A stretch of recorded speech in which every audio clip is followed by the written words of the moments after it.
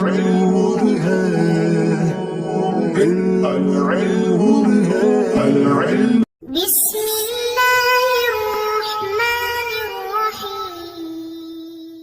اللهم افتح علينا حکمتک وانشر علينا رحمتک یا ذا الجلال والاکرام. تو جی ناظرین، الحمدللہ عز وجل ہدایت النحو کتاب ہماری جاری الساری ہے، اور آج ہمارا سبق نمبر 19 ہوگا. فصل المبتدا والخبر، مبتدا اور خبر کے متعلق ہماری جو فصل ہے. اب یہ جو فصل ہے کچھ طویل ہے، تو اس کو انشاءاللہ عز وجل 2 پارٹ کے اندر انشاءاللہ کلیئر کریں گے. تو اب جس طرح میں نے پہلے عرض کیا کہ فصل مبتدا خبر کے متعلق ہے. اب اس پر اعتراض ہوتا ہے، کوئی کہنے والا کہہ سکتا ہے کہ بھائی مرفوعات یعنی مقصد اول جو مرفوعات کے حوالے سے تھا، وہاں پر آپ نے جو مرفوعات گنوائے تھے تو وہاں پر آپ نے جو چیزیں گنوائی تھی ان میں مرفوع جو مبتدا ہے یہ علیحدہ کا عامل تھا، مستقل عامل تھا، ٹھیک ہے، مرفوع میں سے تھا، مرفوعات میں سے. اسی طرح جو خبر تھا تو یہ بھی ایک مستقل مرفوع ہے، ٹھیک ہے، مرفوعات میں سے ایک علیحدہ قسم ہے مبتدا اور خبر دونوں. تو آپ نے ان دونوں کو ایک بحث کے اندر شامل کیوں کیا؟ ٹھیک ہے، یہ اعتراض تھا. اس کا جواب انہوں نے حاشیے میں ذکر کیا. 2 جواب ہیں، ان کو آپ نے یاد رکھنا ہے. نمبر 1 یہ ہے کہ ان کے درمیان تلازم ہے. مطلب یہ کہ جہاں پر مبتدا ہوگا وہاں لازمی طور پر خبر ہوگی، جہاں پر خبر ہوگی وہاں پر مبتدا ہوگا. تو یہ تلازم تھا، ان کے اندر لازم و ملزوم والا معاملہ تھا، لہٰذا کہتے ہیں اس لیے ایک فصل میں ذکر کر دیا. دوسرا انہوں نے کہتے ہیں کہ اشتراک ہوتا ہے ان کے درمیان. مطلب یہ ہے کہ ان کا جو عامل ہوتا ہے وہ مانوی ہوتا ہے، جس طرح کہ آگے بات آ رہی ہے وہ آپ کو مزید سمجھ آ جائے گی. تو ان کے درمیان جو عامل ہوتا ہے وہ کیا ہوتا ہے؟ ان کا عامل مانوی ہوتا ہے، لفظی طور پر نہیں ہوتا. مثال کے طور پر بسم اللہ الرحمن الرحیم. اب بسمی، اب اسم جو لفظ ہے با کے بعد یہ مجرور کیوں ہے؟ اس وجہ سے کہ پیچھے حرف جر موجود ہے، اس کی وجہ سے یہ مجرور ہے. ٹھیک ہے، آگے مضاف تو ہو رہا ہے، الگ بات ہے، یعنی کسرہ ہے بسمی. تو اب یہ اس کے اوپر لفظی طور پر عامل داخل ہو گیا. اگر نہ داخل ہوتا جیسے زید قائم، تو اس کے اوپر پیچھے کوئی بھی داخل نہیں ہے تو یہ مرفوع ہے، ٹھیک ہے، پیش ہے. اس طرح زید قائم میں قائم ہے وہ بھی مرفوع ہے. تو لہٰذا یہ مانوی طور پر عامل ہے، لفظی طور پر نہیں ہے. ٹھیک ہے، تو اس وجہ سے یہاں پر کہتے ہیں کہ ان دونوں کو عامل ایک ہونے کی وجہ سے، یعنی عامل مانوی ہے، تو اس وجہ سے ان کو ایک ہی فصل میں ذکر کر دیا. اچھا، یہ تھا ابتدائی اس کے اوپر اعتراض. آگے بھی کچھ اعتراضات ہیں دیگر، جہاں پر آئیں گے میں عرض کرتا ہوں. آگے اس کو شروع کرتے ہیں. کہتے ہیں فصل المبتدا والخبر ہما اسمان مجردان عن العوام اللفظیۃ احدہما مسند الیہ. کہتے ہیں مبتدا اور خبر یہ دونوں ایسے اسم ہیں جو عوامل لفظیہ سے خالی ہوتے ہیں. احدہما، ان دونوں میں سے ایک، یعنی یہ 2 اسم ہے نا، اسمان مجردانی، جو عوامل لفظیہ سے 2 اسم خالی ہیں، ان میں سے ایک کو مسند الیہ کہتے ہیں. ٹھیک ہے، اچھا پھر آگے پڑھیں گے اگلا صفحہ، لیکن یہاں پر کچھ باتیں آپ نے ذہن میں رکھنی ہیں. یہ کہا کہ دونوں اسم ہوں، یعنی جو کہا نا ہما اسمان مجردانی، کہ 2 اسم عامل لفظیہ سے خالی ہوں. تو یہاں پر یہ جو اسم خالی ہوں، اسم سے کیا مراد ہے؟ کہتے ہیں خواہ وہ حقیقتاً ہو، جیسے میں نے مثال پہلے پیش کی زید قائم، یہ حقیقتاً اسم ہے. ٹھیک ہے، زید قائم الگ الگ ان کے اندر اسم کی علامت بھی بطور آپ کو نظر آ رہی ہوگی.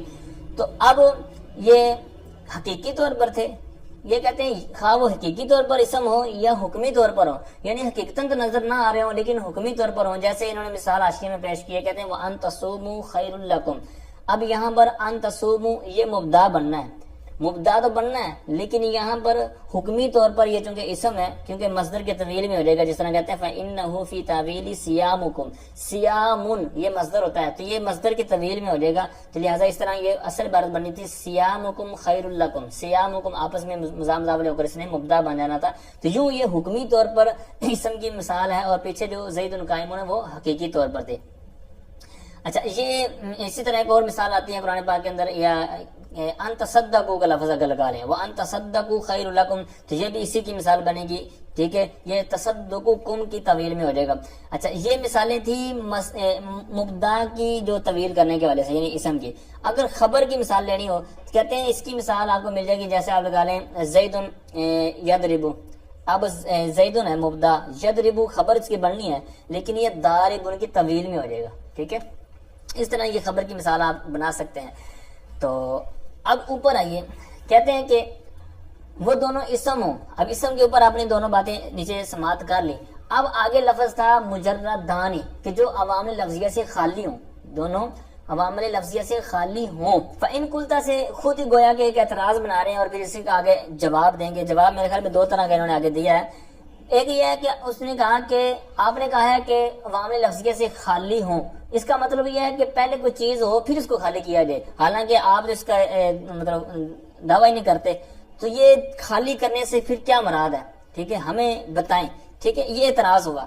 جواب انہوں نے اس کے دو طرح دیے. ان کا ہے کہ تجرید، آپ کا بات ٹھیک ہے کہ آپ کا اعتراض بنتا ہے اپنی جگہ، لیکن تجرید کی دو قسمیں، جس طرح ہم نے اوپر اسم کے تحت دو بنائی نا، حقیقی حکمی، یہاں پر کہتے ہیں اس کی بھی دو قسمیں ہیں. تجرید حقیقی بھی ہوتا ہے، حکمی بھی ہوتا ہے. یہاں پر جو مراد ہے نا ہماری کہ دونوں وہ اسم جو عوامل لفظیہ سے خالی ہوں، وہاں پر حکمی طور پر مراد ہے. کہتے ہیں اس پر ہم نظیر بھی پیش کرتے ہیں. کما یقال، کہتے ہیں جیسے کہ سبحان الذی صغر جسم المعودۃ وکبر جسم الفیل. کہتے ہیں جیسے پاکی ہے اس ذات کی جس نے مچھر کے جسم کو چھوٹا کیا، اور اس کی پاکی جس نے ہاتھی کے جسم کو بڑا کیا. اب کہتے ہیں یہ جو صغر اور کبرہ کے جو لفظ ہیں، اب حالانکہ چھوٹا کیا مطلب جس نے چھوٹا کیا مطلب یہ کوئی چیز بڑی تھی اس کو چھوٹی کر دی، یا دوسری مثال لے لیں ہاتھی والی، بڑا ہے مطلب یہ چھوٹا تھا تو اس سے بڑا کر دیا. تو کہتے ہیں حالانکہ ایسی مراد نہیں ہے، لیکن کہتے ہیں یہ حکمی کے تحت آئے گا. پھر دوسرا کہتے ہیں کہ یار جو ہماری یہ تجرید سے مراد، اگر یہ آپ کو جواب سمجھ نہیں آیا، کہتے ہیں کہ پھر دوسرا جواب آپ پکڑیں، دوسرا جواب آپ قبول کریں. وہ کیا کہتے ہیں؟ ہماری یہ تجرید سے مراد یہ ہے کہ عوامل لفظیہ سے خالی ہو. ٹھیک ہے، عوامل لفظیہ سے خالی ہو، تجرید سے ہماری مراد یہ ہے. اب جب یہ جواب دیا نا کہ ہماری مراد اس سے یہ ہے دوسری کہ عوامل لفظیہ سے خالی ہو، پھر انہوں نے ایک جواب اعتراض مزید تھوپ دیا. انہوں نے کہا کہ اگر آپ کی بات یہ ہے تو آپ کی بات اس طرح، آپ کی جو تعریف ہے اس پر صادق نہیں آتی. کس پر؟ جیسے کہتے ہیں بحسبی کا درہم. اب یہ جو بحسبی کا درہم آپ اس کو عامل مانوی مانتے ہیں، حالانکہ اس پر لفظی عامل داخل ہے. کہتے ہیں اس کا جواب یہ ہے کہ یہاں پر ہمارا عامل سے مراد، یعنی جو کہا نا کہ عوامل لفظیہ سے خالی ہو، اس سے مراد یہ ہے کہ جو اس پر مؤثر بھی ہو. ٹھیک ہے، یقول مؤثرا فی المعنی لا زائدا، یعنی جو معنی میں مؤثر ہو. یہاں پر تو با جو ہے یہ زائدہ ہے، یہ تو معنی کے اندر کوئی خرابی یا معنی کے اندر چینجنگ یا کوئی فرق پیدا نہیں کر رہا، بلکہ یہ آیا تو ہے با، لیکن اس کی وجہ سے کوئی فرق نہیں آیا. ٹھیک ہے، معنی میں فرق ہوتا تو ہم مانتے آپ کی بات. لہٰذا ہماری جو بات تھی کہ عوامل لفظیہ سے خالی ہو، یہ بھی ٹھیک ہے، اور آپ کا اعتراض درست نہیں ہے بحسبی کا درہم والا. اب آئیے پیچھے فرماتے ہیں کہ مبدار خبر دونوں ایسے اسم کہ جو عوامل لفظیہ سے خالی ہو، ان میں سے ایک کو مسند الیہ کہتے ہیں. اب آگے ہم کتاب پڑھیں گے اگلے سال، کافیہ نحو کی کتاب ہے. کافیہ بہت لاجواب مشہور کتاب. تو اس کے اندر انہوں نے مبدار خبر کی یہ دونوں قسموں کو علیحدہ، یعنی دونوں کی تعریف علیحدہ بیان کی ہے. اور یہاں پر آپ نے جو دیکھا کہ دونوں کو ایک ہی انہوں نے تعریف بیان کی ہے، تو اس کی علیحدہ تعریف بھی ہوتی ہے، جس طرح کہ میں ابھی کافیہ کے حوالے سے عرض کر رہا ہوں. تو اب یہاں پر انہوں نے اکٹھی ہی بیان کی ہے جو آپ نے ملاحظہ کی ہے. تو جو آپ علیحدہ کریں گے تو وہ تقریباً اسی کا ہی مفہوم ہے. ٹھیک ہے، اس کو آپ علیحدہ کر سکتے ہیں. مثال کے طور پر اگر آپ مبدا کی تعریف کرنا چاہیں تو آپ اپنی طرف سے بنا سکتے ہیں کہ مبدا وہ اسم ہے جو عامل لفظیہ سے خالی ہو اور مسند ہو. اور خبر کی بنانی ہو تو اسی طرح ہم خبر کی بنا سکتے ہیں کہ خبر وہ اسم ہے جو عامل لفظیہ سے خالی ہو اور مسند بھی ہو. یعنی یہ ساری جو تعریف ہم کر رہے ہیں، یہ جو ہم کتاب پڑھ رہے ہیں، اسی میں سے آپ ان کو علیحدہ باقاعدہ بنا سکتے ہیں. ٹھیک ہے، اس کے اندر کوئی اور مسئلہ نہیں ہونا چاہیے. اچھا، یہ جو انہوں نے کہا کہ ان میں سے ایک احدہما مسند الیہ، ان میں سے ایک مسند الیہ ہے. اب اس کا آگے ایک نام بتا رہے ہیں. کہتے ہیں وَيُسَمَّى الْمُبْتَدَأُ، اس کا نام، یعنی یہ جو پیچھے مسند الیہ کا ہے، کہتے ہیں اس کا نام مبتدا رکھا جاتا ہے. ٹھیک ہے، یسمى مجہول کا صیغہ. والثانی، اور دوسرا، یعنی جو پیچھے ان میں سے احدہما جو تھا نا، دو اسمان میں سے ایک، تو اب دوسرا کہتے ہیں دو اسموں میں سے کہتے ہیں والثانی، دوسرا کہتے ہیں اس کو مسند بھی کہتے ہیں. اور اس کا دوسرا نام کیا رکھا جاتا ہے؟ کہتے ہیں یسمى الخبر، اس کا دوسرا نام خبر رکھا جاتا ہے. جیسے مثال کے طور پر کہتے ہیں زید قائم. اب یہاں پر زید اس کے اوپر لفظی طور پر عامل نہیں ہے، اس طرح قائم اس پر بھی لفظی طور پر عامل نہیں ہے. لہٰذا زید جو ابتدا یعنی شروع میں آنے کی وجہ سے، ابتدا کی وجہ سے، عامل مانوی کی وجہ سے یہاں پر مرفوع ہے، اس کے اوپر دو پیش ہیں یا مرفوع ہے. اسی طرح قائم جو خبر ہے تو یہ بھی عامل مانوی کی وجہ سے.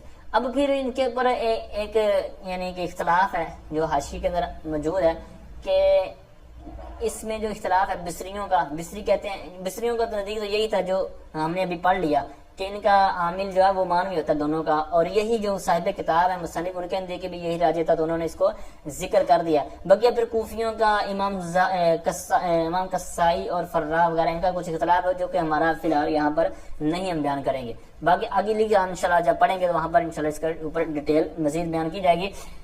تو عامل کیا چیز ہے؟ کہتے ہیں والعامل فیہما معنوی وہو الابداع، کہتے ہیں ان دونوں میں یعنی مبدا اور خبر میں عامل مانوی ہے اور وہو الابداع، اور وہ مانوی عامل ابداع ہے، ٹھیک ہے، یعنی جس طرح میں نے پہلے اس کی عرض کر دی۔ اچھا اب آگے آئیے، اب یہاں پر انہوں نے حاشیے میں نیچے بیان کی ہے کہ عامل مانوی کی تعریف کیا ہوتی ہے۔ کہتے ہیں ما یدرک بالعقل ولا یتلفظ به، کہتے ہیں جس کو عقل کے ساتھ ادراک کیا جائے، یعنی جس کا ادراک عقل کے ساتھ کیا جائے، جس کو عقل کے ساتھ پہچانا جائے اور اس کا تلفظ نہ کیا جائے، ٹھیک ہے۔ تو یہاں پر یہ جس طرح زید قائم ہے تو ہم اس کا تلفظ نہیں کر پا رہے اس لفظ جو عامل مانوی ہے، تو یہی کہتے ہیں کہ جس کو عقل کے ساتھ پہچانا جائے اور اس کا تلفظ نہ کیا جا سکے۔ آگے آئیے، کہتے ہیں وَأَصْلُ الْمُبْتَدَإِ أَن يَكُونَ مَعْرِفَةً، کہتے ہیں مبدا میں اصل یہ ہے کہ وہ معرفہ ہو، ٹھیک ہے۔ اب اصل کہنے سے پتا چلا کہ اصل تو مبدا میں یہ ہے کہ معرفہ ہو، لیکن اس سے ہٹ کر اگر نکرہ ہو تو اس سے پتا چلا کہ وہ ہو تب بھی مبدا بن سکتا ہے، لیکن اس کی پھر 6 صورتیں آگے آ رہی ہیں، وہ انشاءاللہ اگلے اسی سبق میں انشاءاللہ کلیئر کریں گے۔ تو اب یہاں پر جو انہوں نے کہا ہے کہ معرفہ ہو، اس کی 2 انہوں نے نیچے صورتیں بیان کی ہیں کہ معرفہ کیوں ہو۔ اب کہتے ہیں اس لیے کہ جو مبدا ہوتا ہے یہ محکوم علیہ ہوتا ہے، مبدا یہ محکوم علیہ ہوتا ہے، یعنی جس پر حکم لگانا ہے، اور محکوم علیہ کا حق یہ ہے کہ وہ پتہ ہو، یعنی جس کے اوپر ہم حکم لگا رہے ہیں ہمیں پتہ ہی نہ ہو تو ہم حکم لگانے کا ہمارا فائدہ کیا ہے؟ تو لہٰذا جس پر حکم لگانا ہے تو بہتر یہ ہے کہ اس کا معلوم ہو، تو جو معلوم ہوگا پھر ہی حکم لگے گا، کیونکہ مجہول پر حکم نہیں لگتا۔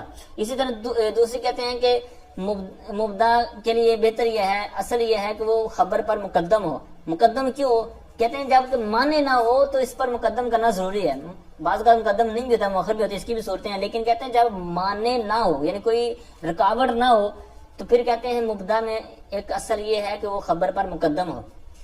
اب یہ کیوں کہتے ہیں؟ اس لیے کہ جو مبدا ہوتا ہے یہ خبر کی طرف نسبت کرتے ہوئے نا یہ ذات ہے، اور جو خبر ہے یہ اس کے احوال میں سے ایک حال ہے، اس کے اوصاف میں سے ایک وصف ہے، ٹھیک ہے۔ اور کہتے ہیں ذات جو ہے یہ صفت پر مقدم ہوتی ہے، تو لہٰذا جب ہم نے اس کو ذات سے تعبیر کیا کہ یہ خبر کی طرف نسبت کرتے ہیں ایک ذات ہے، تو جو ذات ہوتی ہے یہ صفت پر مقدم ہوتی ہے، ٹھیک ہے۔ تو یہاں پر اور کہتے ہیں وَأَصْلُ الْخَبَرِ أَن يَكُونَ نَكِرَةً، اور خبر میں اصل یہ ہے کہ وہ نکرہ ہو۔ اور اب یہ جو کہا گیا کہ خبر کے لیے اصل یہ ہے کہ وہ نکرہ ہو، تو اب اس کی کیا حکمت ہے؟ اس کی وجہ فرماتے ہیں کہ یہ جو خبر ہوتی ہے یہ محکوم بھی واقع ہوتی ہے، اور محکوم بھی جو ہوتا ہے اس کے اندر یہ صلاحیت ہوتی ہے کہ وہ معرفہ ہو یا نکرہ ہو، یعنی دونوں ہی اس کے اندر صلاحیت ہوتی ہیں، تو اس لیے کہتے ہیں۔ لیکن کہتے ہیں نکرہ ہونا خبر میں یہ اصل ہے، تو جب اصل سے کام چل جائے یعنی جب اصل نکرہ خبر واقع ہو رہی ہے تو کہتے ہیں بہتر اور اولا یہی ہے کہ اسی کو ہی متعین کیا جائے، لیکن بعض کا اگر خبر معرفہ ہے تو آپ وہاں خبر بنا سکتے ہیں، لیکن چونکہ یہاں پر خبر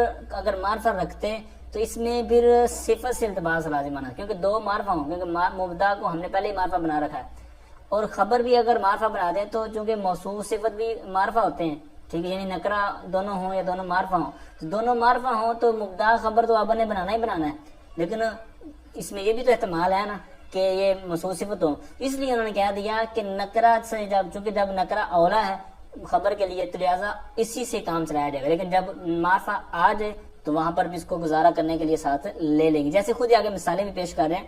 اچھا دوسری انہوں نے اس کی ایک اور اصل بیان کی ہے کہ جس طرح اوپر تھا نا مبدا مقدم ہونا ضروری ہے، ٹھیک ہے، کیونکہ ذات ہوتی ہے، لیکن یہاں پر کہتے ہیں کہ خبر کے لیے چونکہ یہ صفت ہوتی ہے جس طرح پہلے عرض کر دیا، اور جو مبدا ہوتا ہے ذات ہوتی ہے، تو بالکل یہاں پر بھی وہی ہے کہ جو صفت ہوتی ہے یہ بعد میں ہوتی ہے، جو ذات ہوتی ہے وہ پہلے ہوتی ہے۔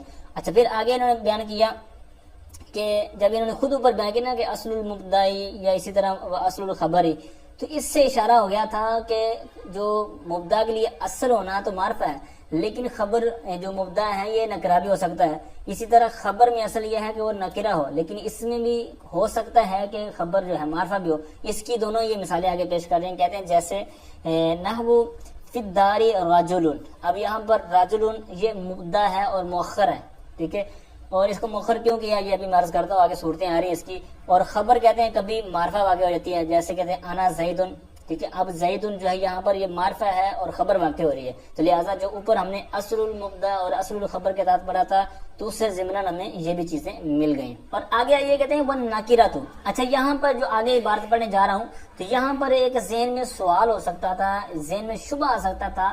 وہ شبہ کیا ہے؟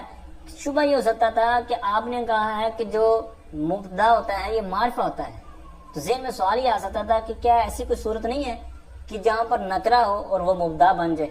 تو اسی کا آگے یہ سوال کا جواب دے رہے ہیں کہ نکرہ کب کب مبدا بن سکتا ہے. ٹھیک ہے، تو یہ یہاں پر جو 6 صورتیں ہیں اس کو آپ نے زبانی رٹا لگانا. یہ بہت ہی زبردست اور کوشچن ہے، عموماً یہ آگے آپ کو بہت زیادہ کام دے گا.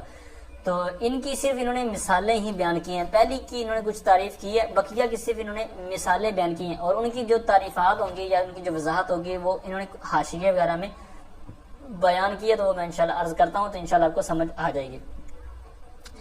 اب پہلی صورت بیان کر رہے ہیں، کہتے ہیں وَالنَّكِرَةُ إِذَا وُصِفَتْ جَازَ أَن تَقَعَ مُبْتَدًا. اور کہتے ہیں نکرہ جب اس کی صفت لائی جائے تو اس کا مبدا واقع ہونا جائز ہے، یعنی مبدا واقع ہو سکتا ہے. جیسے اللہ تعالیٰ کا کلام ان قرآن پاک سے یہ مثال پیش کی ہے وَلَعَبْدٌ مُؤْمِنٌ خَيْرٌ مِّن مُشْرِكٍ. سورہ بقرہ 221 نمبر یہ آیت ہے.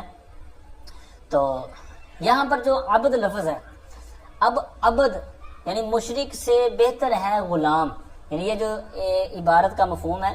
تو اب اس آیت کے اندر یہ بیان کیا گیا کہ غلام مشرک سے بہتر ہے. اب جب مومن کی صفت آپ ہٹا کر اس طرح ترجمہ کریں جس طرح میں نے ابھی عرض کیا، اس میں ابہام تھا، ایک تعمیم تھی، عام تھا کہ پتہ نہیں اس کے اندر مومن غلام مراد ہے یا کافر مراد ہے، کون سا مراد ہے، کوئی بھی پتہ نہیں تھا. لیکن جب صفت لگا دی گئی تو اس سے خاص ہو گیا، یعنی جو کافر غلام ہو یا اور کسی مذہب کا ہو وہ نکل گئے، صرف ایمان والے جو غلام تھے، مسلمان غلام، صرف وہ اس کے اندر رہ گئے. تو اب یہ تھا تو نکرہ غلام، لیکن صفت لگا دی تو چونکہ صفت لگانے کی وجہ سے ایک تخصیص پیدا ہوگی. تو کہتے ہیں جو کسی چیز کے قریب ہو جاتی نا، یعنی یہاں پر بھی نکرہ سے تھوڑا سا معرفہ کے قریب ہو گیا نا صفت لگانے کی وجہ سے، تو جو کسی کے قریب ہوتا ہے تو اس کو حکم بھی اسی طرح کا لگا دیا جاتا ہے. تو لہٰذا یہ نکرہ سے معرفہ کی طرف تھوڑا سا قریب ہوا تو لہٰذا اس کے اوپر حکم لگا دیا گیا معرفہ کا. تو معرفہ کا حکم کیا ہم نے پیچھے پڑھا کہ یعنی مبدا کے اندر اثر یہ ہے کہ معرفہ ہو. تو چونکہ یہاں پر بھی یہ نکرہ معرفہ کی طرف مائل ہو گیا لہذا یہاں پر بھی اس کو مبدا ہم بنا سکتے ہیں. تو یہاں پر والا عبد مؤمن یہ موصوف صفت مل کر یہ مبدا ہو جائے گا. ٹھیک ہے، آگے اس کی خبر بن جائے گی ساری مل کر. اچھا اب یہاں پر یہ جو انہوں نے صفت بیان پہلی صورت بیان کی ہے، اس کی انہوں نے نیچے بھی کچھ وضاحت کی ہے کہ اس میں کیسا ہو گیا. تو ایک تو یہ کہ کہتے ہیں جو میں نے ابھی عرض کیا کہ اس کے اندر اشتراک جو تھا وہ کم ہو گیا. ٹھیک ہے، قلت اشتراک ہو گیا، یعنی پہلے مشترک تھا غلام کافر کو بھی دیگر چیزوں کو بھی، لیکن صرف مومن کی قید لگانے سے سب چیزیں نکل گئی اور یہ مسلمان جو رہ گیا غلام. اچھا اب یہ جو کہا نا کہ نکرہ کی جب صفت لائی جائے تو کہتے ہیں صفت خواہ مفرد کے ساتھ لائیں یا جملے کے ساتھ لائیں یا مصغرہ، یعنی جیسے آگے لفظ آپ دیکھ رہے ہوں گے رجال قائد، چھوٹا آدمی کھڑا ہے. اب یہ جو اس رجال لفظ ہے یہ ہے مصغر تصغیر کا صیغہ ہے، یہ آگے انشاءاللہ سبق آئے گا وہاں پر اس کی ڈیٹیل ہوگی رجال کی یعنی تصغیر کی. اب یہ رجال چھوٹا آدمی، تو اب یہ رجال صیغہ تصغیر ہے، تو اس کی طرح یعنی اس طرح کا قاعدہ وغیرہ لے آئیں، یعنی اس طرح کی ضمیر یا مثال وغیرہ، جیسے کہتے ہیں راجل حقیر، یہ اس معنی میں ہے. یہ رجال قائد یہ راجل حقیر کے معنی میں ہے. تو یہاں پر راجل حقیر قائد کے معنی میں جب ہوا تو لہٰذا اس کا بھی مبدا واقع ہونا صحیح ہے. ٹھیک ہے، یعنی جس طرح صرف صفت کے ساتھ نہیں بلکہ اس کی جو پہلی لائن کے اندر حاشیے میں انہوں نے چیزیں بیان کی ہیں ان کے ساتھ یہ ساری ہو جائیں گی.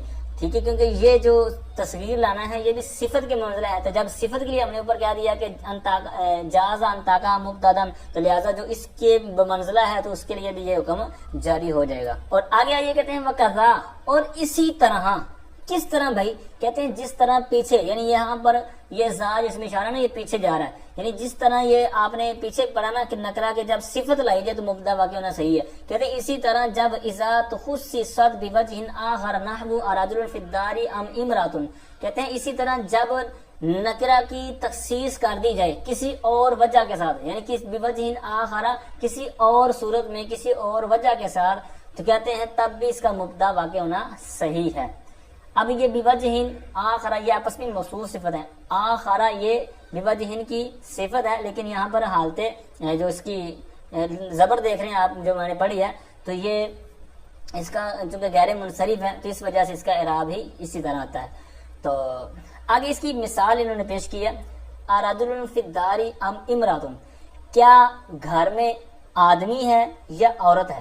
اب یہاں پر جو انہوں نے صرف مثال پیش کی ہے، لیکن اس کی صورت کیا ہے، یعنی جس طرح اوپر ہم نے والا عبد مؤمن، اس کی مثال سے پہلے اوپر ہم نے باقاعدہ ہے کہ ڈیفینیشن پڑھی کہ جب اس کی صفت لائی جائے، اب یہاں پر ایک مثال ہے لیکن اس کا کیا قاعدہ کو لیا ہے، تو اس کا انہوں نے نیچے بیان کیا ہے۔ تو حاشیہ نمبر 2 وقضا والا جو حاشیہ ہے، تو اس کے اندر انہوں نے یہ ساری بیان کی ہیں۔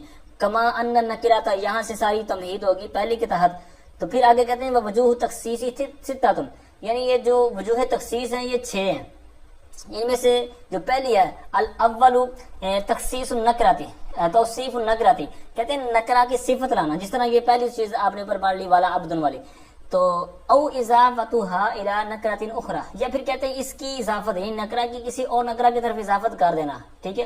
پھر دوسری صورت اب جو میں نے ابھی اوپر اراجلون والی پڑھی، کہتے ہیں استعمال النکرتی مع الحمزۃ المقارنۃ بها المتصلہ، کہتے ہیں نکرا کا اس حمزہ کے ساتھ استعمال جس کے ساتھ ملا ہوا ہے ام متصلہ، یعنی دیکھیں اب اراجل فی الدار ام امرات، یعنی حمزہ ہے اور ساتھ میں راجلون ہے، یعنی راجلون اور حمزہ، یہاں پر یہ نکرا ہے اور ساتھ میں حمزہ جو استفہام کا متصل ہے، اور پھر ایسا ہے کہ اس کے ساتھ ام جو متصلہ ہے یہ بھی ملی ہوئی ہے۔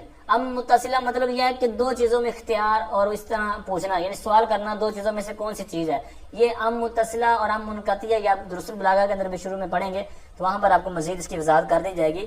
تو یہاں پر رجل فی الدار ام امرات، رجل اور امرات، یہاں پر یہ نکرا ہے، جو تعریف میں نے نیچے سے پڑھ کے بتائی اس کے مطابق تو آپ کو یہ پوری مل گئی نا کہ حمزہ کے ساتھ اور ساتھ میں ام متصلہ ہو، ایسی صورت میں جب یہ ہوگی تو وہ وہاں پر جو نکرا ہوگا اس کا مبدا بننا صحیح ہے۔ اب یہ راجل امرات ہیں تو نکرا لیکن مبدا بن رہے ہیں، لیکن کیوں بن رہے ہیں، کیسے بن رہے ہیں، کہتے ہیں اس وجہ سے کہ یہاں پر جو متکلم کی نسبت ہے نا وہاں پر وہ جانتا ہے، یعنی یہاں پر یہ جو متکلم ہے، یعنی جس طرح ایک بندہ پوچھ رہا ہے کہ گھر میں آدمی ہے یا عورت ہے، یعنی پوچھنے والے کتنا تو پتہ ہے کہ دو چیزوں میں سے کوئی ایک ہے، یعنی اس کا علم کی طرف ہم دیکھتے ہوئے تو ہم کہہ سکتے ہیں کہ اس میں سے کسی ایک کا پتہ ہے، لیکن اس کو متعین نہیں ہے، تو لہٰذا جب ایک بتا دیا جائے گا تو لہٰذا اس طرح کہتے ہیں کہ یہ اس کا مبدا واقع ہونا بالکل درست ہے، صحیح ہے، ٹھیک ہے۔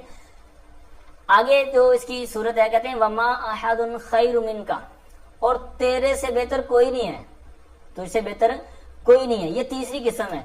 تو اب اس کو انہوں نے جو پیچھے حاشیے میں اس کی دو تعریف کی ہے وہ کہتے ہیں وقوع نکرتی فی سیاق النفی، نکرہ کا نفی کے تحت واقع ہونا، یعنی یہاں پر آپ دیکھیں نا احدن یہ نکرہ ہے لیکن یہ ماں جو نافیہ ہے یا اس کے بعد واقع ہو رہی ہے، تو کہتے ہیں یہی انہوں نے کہا کہ نکرہ کا نفی کے تحت واقع ہونا، تو یہ چونکہ نکرہ ہے نفی کے تحت ہے لہٰذا اس صورت میں یہ مبدا بن سکتا ہے، تو لہٰذا ما احدن یہ مبدا ہے اور آگے اس کی خبر ہے، ٹھیک ہے۔ تو اب اس کے اندر کیسے اس کے اندر اس کو عام کر دیا، یعنی نکرہ تھا تو نکرہ نفی کے تحت عموم کا فائدہ دیتا ہے۔ اب کہتے ہیں کہ اس وجہ سے اب دیکھیں احدن تجھ سے بہتر کوئی بھی نہیں ہے، تو یہاں پر انہوں نے خاص کر دیا کہ تجھ سے بہتر جتنے بھی افراد ہیں ان میں سے صرف تو ہی بہتر ہے، لہٰذا یہاں پر اس نے خاص کر دیا۔ اچھا یہاں پر ایک اعتراض ہوتا ہے ما احدن کے تحت، حاشیے میں آپ دیکھ رہے ہوں گے، انہوں نے کہا کہ بھائی بات چل رہی ہے مبدا خبر کی کہ مبدا نکرہ یا معرفہ ہوگا یا نہیں ہوگا، لیکن آپ جو مثال پیش کر رہے ہیں یہ تو ہے یعنی ماں جو ہے یہ مشابہ بالاس ہے، لہٰذا آپ کو مثال وہ دینی چاہیے تھی کہ جو مبدا خبر کی ہو، لیکن آپ دے رہے ہیں کون سی کہ ماں لا مشابہ بالاس کی، تو لہٰذا یہ درست نہیں ہے کیونکہ ماں ہو جائے گا ماں مشابہ بالاس، لیکن جو احدون ہے یہ تو اس کا اسم ہو جائے گا، ٹھیک ہے، لہٰذا یہ اسم ہوا نہ کہ مبدا، یعنی اس طرح کا جب اعتراض ہوا تو انہوں نے اس کا جواب دیا کہ یہ جو مثال ہے یہ بنو تمیم جو قبیلہ ہے تو ان کے نزدیک ہے، اور وہ جو ہیں لا یؤمنون ما اولا، اور وہ کہتے ہیں وہ ما اولا کو عمل نہیں دیتے، تو لہٰذا یہاں ہمارا مبدا بنانا احدن کو صحیح ہے، یہ ما اولا مشابہ بالاس نہیں ہے۔ اور آگے آئیے کہتے ہیں وَشَرٌ أَحَرَّ ذَا نَابٍ، شر نے کتے کو بھونکایا۔ اب یہ جو عبارت ہے نا اس کے اندر کافی علیحدہ ہے اور اس کے اندر کافی ڈیٹیل ہے، جو آپ بڑی کتاب یعنی کافیہ جامع وغیرہ میں پڑھیں گے تو اس کے اندر اس کے آپ نے 2 صورتیں کم از کم یاد رکھنی ہیں کہ یہاں پر یہ نکرہ جو ہے شرن، یہ مبدا کیسے واقع ہو رہا ہے۔